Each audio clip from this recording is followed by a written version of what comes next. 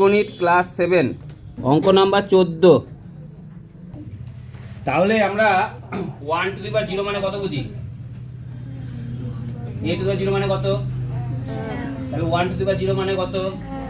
Minus plus minus plus dot dot dot আবার minus 1। এটা যোগ 1 যোগ 1 যোগ 1 যোগ dot dot dot dot dot যোগ 1 ডট ডট ডট 1 কেটে গেল মাইনাস প্লাস কেটে গেল।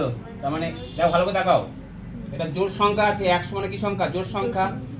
তাহলে এখানে একটা, এখানে জোড়ে জোড়ে কাটছে দুটো, আবার এই দুটো কাটলো, তার মানে 99 আর কত কাটবে? 100। মানে এর আগে কত আছে? 99 টু দি পাওয়ার কত আছে?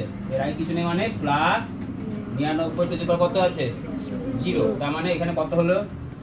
প্লাস 1, তাই তো? তাহলে এই দুটো আবার কি হলো? কেটে গেল। সব যদি কেটে যায় কত উপরে হলো?